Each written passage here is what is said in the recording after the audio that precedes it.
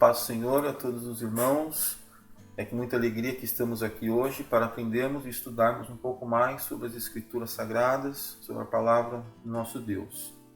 Como os irmãos bem sabem, nesse mês de junho e até o final do ano, todo o nosso ministério ele estará focado no estudo do Novo Testamento, um plano de leitura que já foi compartilhado com todos os irmãos e que diariamente temos capítulos para serem estudados, para que nós leiamos e que nós venhamos a meditar e aprender um pouco mais da palavra do Senhor.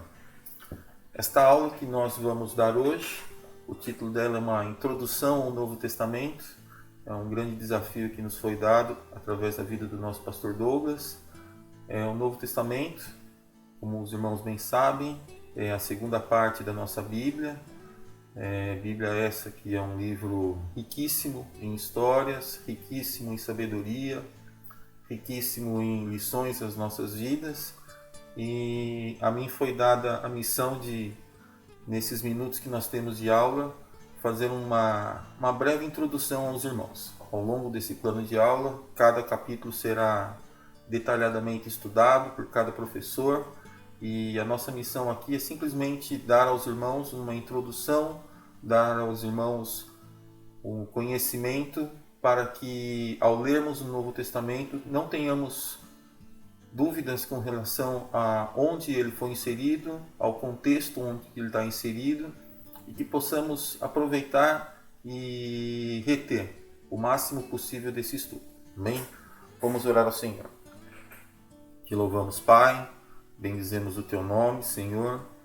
Nessa hora, Pai, eu quero primeiramente colocar a minha vida diante de Ti, Senhor, para que, juntamente com os meus irmãos, possamos, ó Pai, estudar a Tua Palavra, possamos, ó Pai, entender a Tua Palavra e possamos, ó Pai, ser, ó Pai, crentes, ó Pai, sermos, ó Pai, servos melhores, ó Pai, para que possamos, ó Pai, conjuntamente, ó Pai, fazer a Tua obra, Senhor, que possamos, ó Pai, separadamente, ó Pai, sermos, ó Pai, luz do mundo, sal da terra, Senhor, para que sejamos, ó Pai, pessoas, ó Pai, melhores, ó Pai, servos melhores, Senhor, cristãos melhores, Senhor, e que possamos, ó Pai, cooperar para a Tua obra nesse período, Senhor. Ajuda-nos, ó Pai, em tudo, Senhor, ajuda-nos, ó Pai, a sermos claros, ó Pai, e precisos, ó Pai, naquilo que temos a ministrar nesse momento, e que tudo seja para a honra e glória do Teu nome. Em nome de Jesus, amém. Introdução ao Novo Testamento, uma visão panorâmica. O versículo-chave da nossa aula está em 2 Pedro 1, 20 e 21, que na Nova Versão Internacional diz o seguinte: antes de tudo, saibam que nenhuma profecia da Escritura provém de interpretação pessoal, pois jamais a profecia teve origem na vontade humana, mas homens falaram da parte de Deus, impelidos pelo Espírito Santo. Amém? Então, como nós sabemos, a Bíblia que nós conhecemos e temos em mãos não é apenas um único livro, mas é sim uma coleção de livros formada por 66 livros divididos em Antigo Testamento, que contempla 39 livros, livros esses escritos na sua maioria no idioma hebraico, que enfatizam a história de Israel e a promessa do Messias. Cobrem um período histórico de aproximadamente 4.000 anos, e ela começa no livro de Gênesis e termina no livro de Malaquias e cobre o período histórico desde a criação do mundo e a criação do homem e vai até o período de 435 anos antes de Cristo. A segunda parte, o objetivo da nossa aula e o objetivo do nosso plano de leitura do segundo semestre, é o Novo Testamento, constituído por 27 livros, livros esses escritos na sua maioria no idioma grego, que enfatizam a pessoa de Cristo e o estabelecimento da Igreja. Cobrem um período de aproximadamente 100 anos e inicia-se no livro de Mateus e termina no livro de Apocalipse. E cobre um período de aproximadamente 100 anos, como eu disse, desde o ano 5 a.C. até o ano 100 depois de Cristo. Todos os seus 66 livros, sim, foram escritos por mãos de homens, mas homens inspirados pelo Espírito Santo. A Bíblia não é uma obra de ficção. É a palavra da verdade, dada pelo Deus vivo ao homem, e relata as ações deste Deus poderoso no meio do seu povo, da sua igreja, fatos esses comprovados pela história do homem. Amém? Então, como nós vimos, entre o Antigo e o Novo Testamento, existe um período de aproximadamente 400 anos. Ok? E antes de entrarmos no estudo do Novo Testamento, vamos buscar entender um pouco o que aconteceu nesse período de mais de 400 anos entre a última profecia descrita em Malaquias e os acontecimentos iniciais narrados no Novo Testamento. Nesse período, nós não encontramos nenhum registro de palavra profética vinda da parte de Deus para com seu povo Israel. Entretanto, muitos fatos aconteceram nesse período, e chamamos esse período de período interbíblico ou intertestamentário. E conhecer esses fatos e conhecer esse período é base importante para que possamos ter entendimento do contexto histórico no qual o Novo Testamento está inserido. O Antigo Testamento, como nós sabemos, ele termina com o povo judeu sob o domínio da grande potência mundial chamada Pérsia.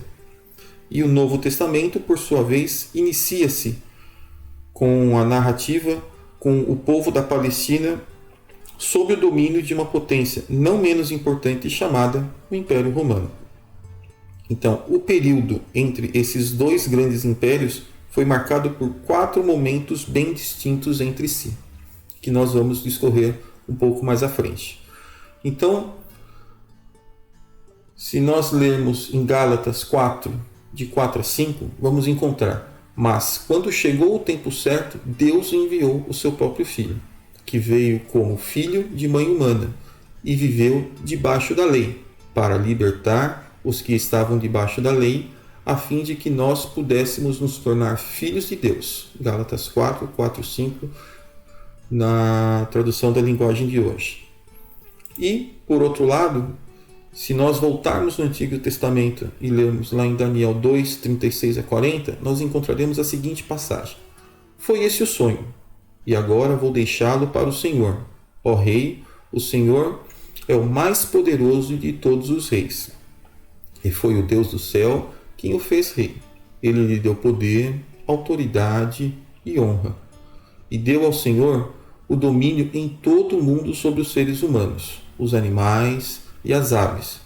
O Senhor é a cabeça, feita de ouro. Depois do seu reino haverá outro, que não será tão poderoso como o seu. E depois desse reino haverá ainda outro, um reino de bronze, que dominará o mundo inteiro. Depois virá um quarto reino, e este será forte como ferro, que quebra e despedaça tudo. Então nós vemos que nada, absolutamente nada, ocorre sem que Deus tenha a sua ação. O fato desses 400 anos não ter havido nenhuma palavra profética vinda da parte de Deus, não significa que Deus não agiu. E não agiu de forma que preparasse a vinda de seu Filho ao mundo. Período intertestamentário. Nós vamos ver agora os impérios e os grupos políticos que surgiram durante ou por conta desse período intertestamentário. Iniciando pelos impérios, o primeiro império, o Império Persa, que vai do ano 538 ao ano 331 a.C. Suas características foram a liberdade para com que os judeus pudessem seguir com suas práticas religiosas e a liberdade para que os judeus voltassem a Judá, depois do cativeiro babilônico. O segundo império, o Império Grego, que foi do ano 331 ao ano 167 a.C., Alexandre o Grande derrota os persas e estabelece a cultura grega, o helenismo. Alexandre o Grande ele tinha a ambição de implementar a cultura grega e o idioma grego em todos os povos dominados. Então surge o helenismo. Porém, Alexandre o Grande ele falece no ano 323 a.C., com 33 anos, e após a sua morte, o Império Grego ele é dividido em duas grandes dinastias. Os Ptolomeus, que estavam estabelecidos na região do Egito, que foi do ano 323 até o ano 198 a.C., que impuseram uma helenização gradual, da mesma forma como Alexandre o Grande vinha fazendo. E nesse período nós temos a tradução da Septuaginta, que é a tradução do Antigo Testamento para o grego. Entretanto, os Ptolomeus e os Seleucidas eles viviam em disputa. E em 198 a.C., os Seleucidas derrotam os Ptolomeus e ascendem ao poder. Os Seleucidas eles eram da região da Síria e Macedônia. O período em que os Seleucidas estiveram no poder foi a partir do ano 198 a.C. até o término do Império Grego, que se deu em 167 a.C. E durante esse período a característica foi uma helenização radical. Os Seleucidas eles buscaram implementar radicalmente a cultura e o idioma grego nos povos dominados, inclusive não permitindo as práticas religiosas originárias dos povos. E um desses fatos é que eles impuseram a adoração ao deus Zeus. Depois do Império Grego, surge então o Império Macabeu. Os judeus, insatisfeitos com essa forma com que os Seleucidas estavam impondo a sua cultura, inclusive a adoração a Zeus, impedindo as suas práticas religiosas, eles iniciam um levante, e então até que Matatias e seus cinco filhos eles iniciam a revolta dos Macabeus, que leva em 167 a.C. com a derrubada do Império Grego. As características do período Macabeu foram a reedificação do templo em Jerusalém e a independência política dos judeus. Entretanto, em 63 anos antes de Cristo, surge o Império Romano, que dura até 476 depois de Cristo, ou seja, durante todo o período em que o Novo Testamento foi escrito, e inclusive posteriormente. O Império Romano é o plano de fundo no qual todos os fatos contidos no Novo Testamento estão inseridos. As características do Império Romano são as características principais, Ocorreu durante o Império Romano a ampliação do Segundo Templo. Os romanos, por serem muito organizados, eles instauraram a criação de diversas estradas, as fronteiras entre todas as cidades, entre todos os povos dominados, foi de livre acesso. Isso proporcionou com que as viagens e a propagação das pessoas durante esse período fosse de uma maneira bastante tranquila, ajudando. Quando a gente vê as viagens paulinas, a gente vê por todas as regiões por qual ele passava, e ele passava sem problema porque haviam estradas, haviam acordos, haviam condições que propiciavam esta ocorrência. Então a gente vê a Pax Romana, como é conhecida, uma estabilidade política e a construção de diversas estradas entre todas as regiões. Indo para a segunda parte, os grupos políticos. O primeiro grupo político, os fariseus, eles tinham os ideais judaicos, seguiam a Torá e a tradição oral. Eles controlavam o povo e os escribas faziam parte dos fariseus. O segundo grupo, os saduceus, eles seguiam a lei mosaica acima da tradição oral, ou seja, uma característica em contraponto aos fariseus. Eles eram de origem aristocrata, eram mais políticos que os fariseus, logo eles tinham um melhor relacionamento com os romanos do que os fariseus e controlavam o sinédrio. Na sequência, os zelotes. Zelotes significa zelosos. Eles eram remanescentes dos macabeus e, consequentemente, inimigo de todos aqueles que dominavam, né, os judeus. Logo, eles eram inimigos dos romanos.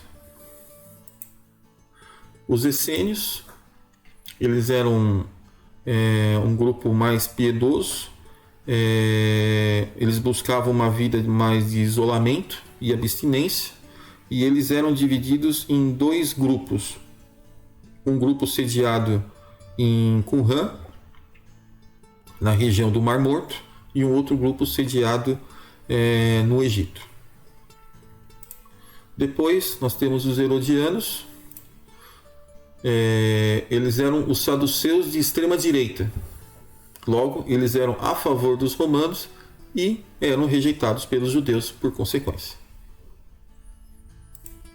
Depois nós temos os samaritanos.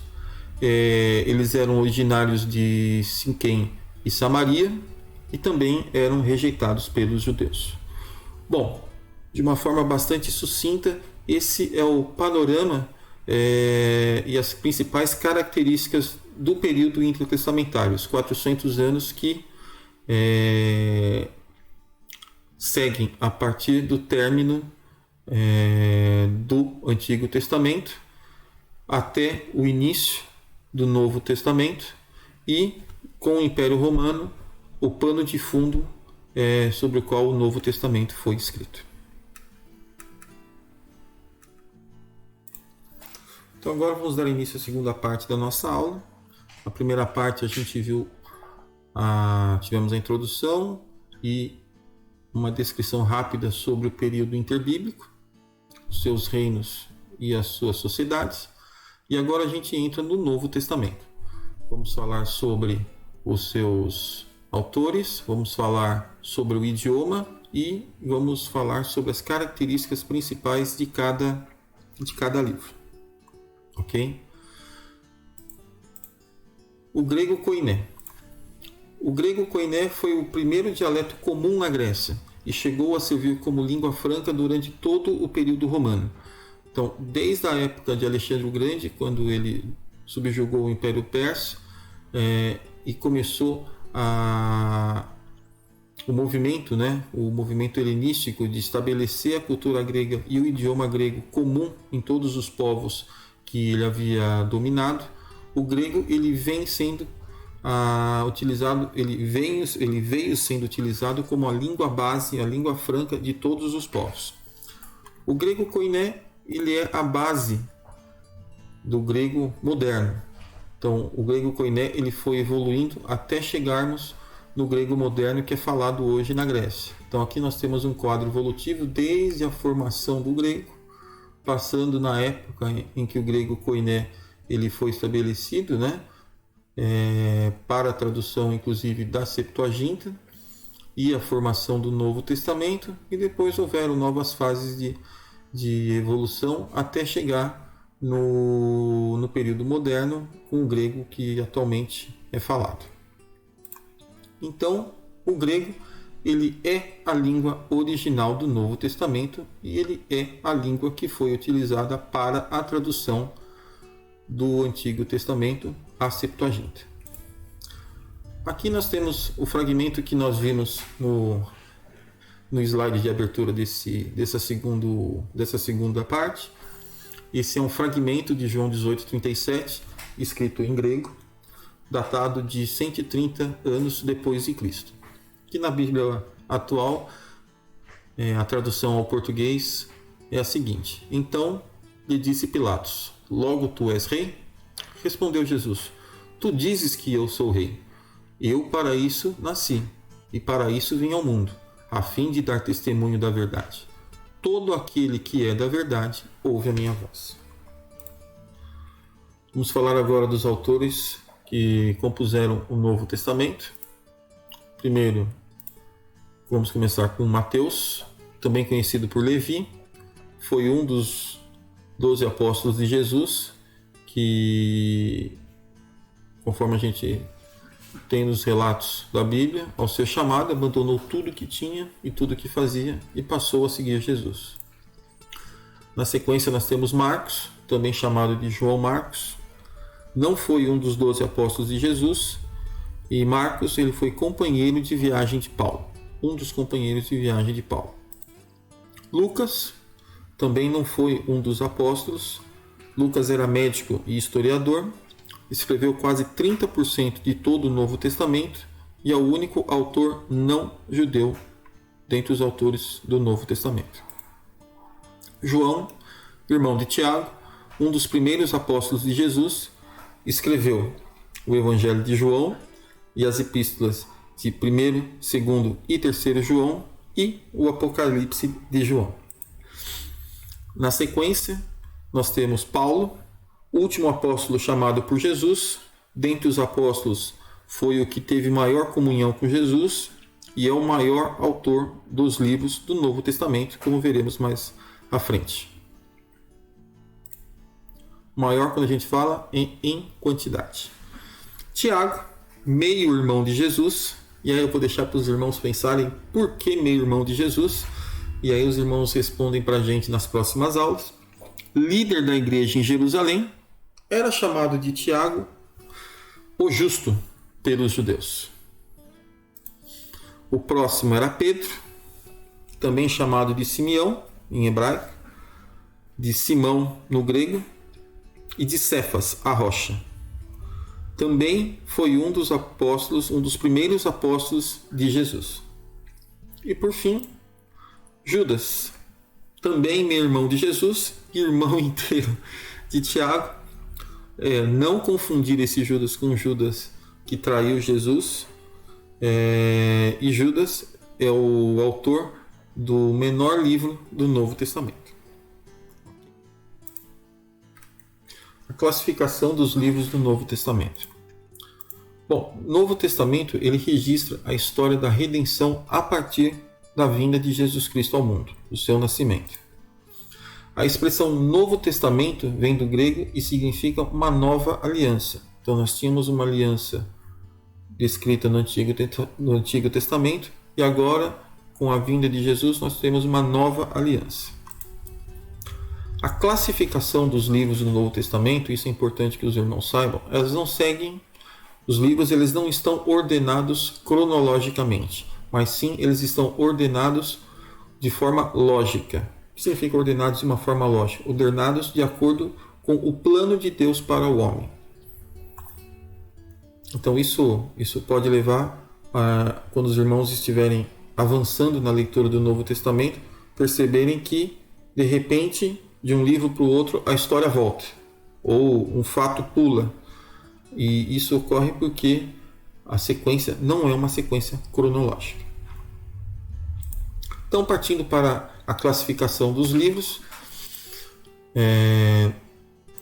a primeira classificação, os evangelhos. Os evangelhos eles têm como mensagem principal a manifestação da salvação. Dentre os evangelhos nós encontramos os livros de Mateus, Marcos, Lucas e João.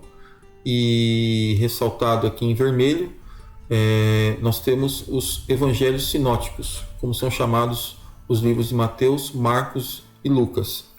Por que sinóticos? Porque eles têm uma mesma história, porém narrada sobre um ponto de vista diferente de cada autor. Ok?